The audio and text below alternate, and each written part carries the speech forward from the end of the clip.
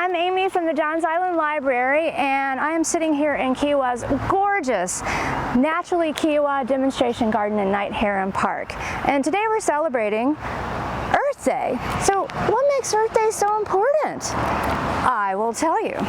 It's all about appreciating and caring for our natural world, including plants, the land, and our water, as well as increasing our awareness of environmental problems. And unfortunately, there are some.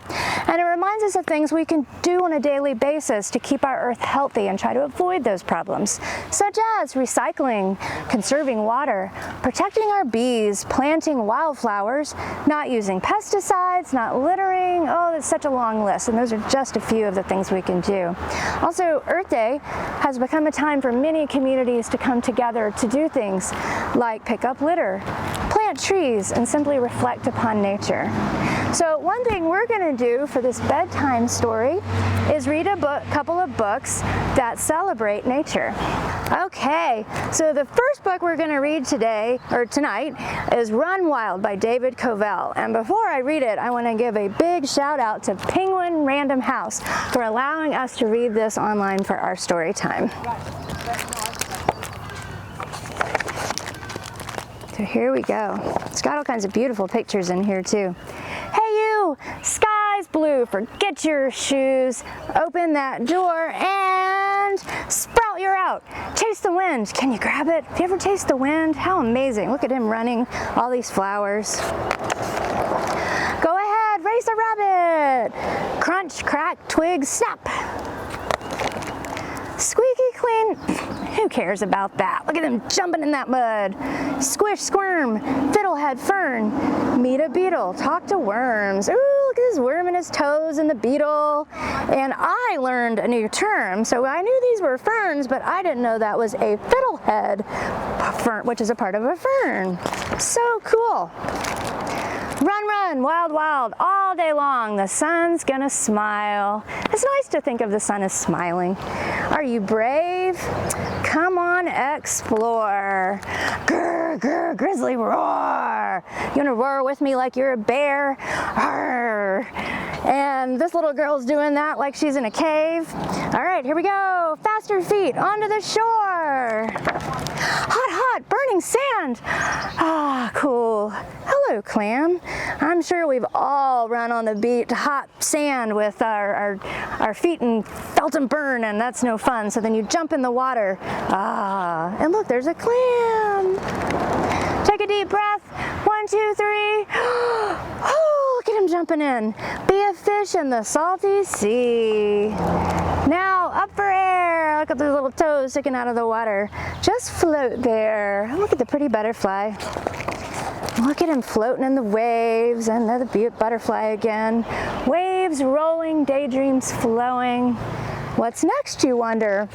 Well, let's see. Oh no! Crash, boom, thunder! Look at these big clouds. Run, run, wild, wild. Some days the sun won't smile. Ooh. Rain dumps, there'll be slippery slumps, bruises, bumps, and rotten stomps. Oh my goodness, he's having a rough time. Ugh. Slug. Are you okay? I think so. Come on then, let's keep going. So what you gotta do? Even the birds telling him to come on.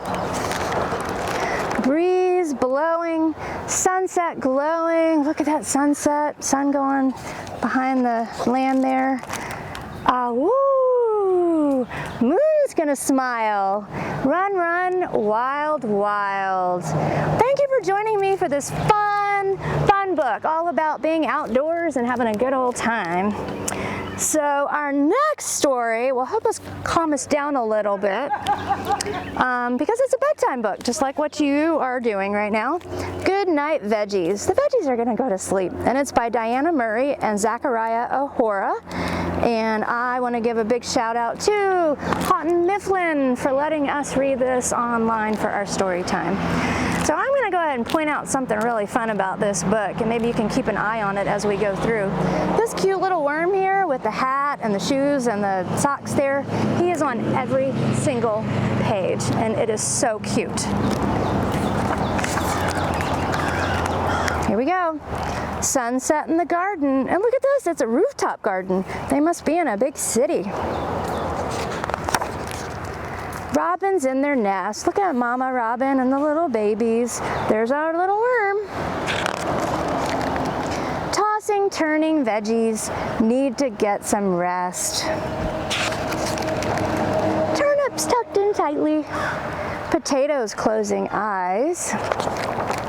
Tuckered out tomatoes, humming lullabies. Cuddly cauliflowers, droopy pods of peas. Rhubarb's reading stories to worn out broccolis. How silly is that? Look at them reading to the broccolis.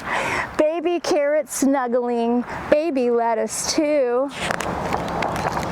Baby eggplants dreaming of places far and new. And I love some of their dreams. So they're on this truck going somewhere, and they're on a beach right here, and this is really cool. Look at this eggplant in space as an astronaut.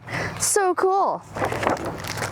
The cucumbers are calm, lined up nice and neat. Golden yams are still, and beets are simply beet. Cabbages are nodding their leafy, sleepy heads. Radishes are dozing in cozy garden beds. Celery is snoring as sunset disappears.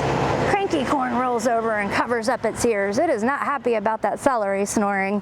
That cranky corn. Every veggie's snoozing beneath the moon so bright. For nothing's more exhausting than growing day and night. And look at that, our worm, he's been on every page, and now he's asleep in his bed. Good night, sleepy veggies, sleep tight. Good night, veggies. And thank you so much for joining me for this wonderful bedtime story, our bedtime story time, and celebrating Earth Day. It's been really fun joining you, and I thank the Kiowa Conservancy for inviting me to be a part of their Earth Week celebration. Till next time.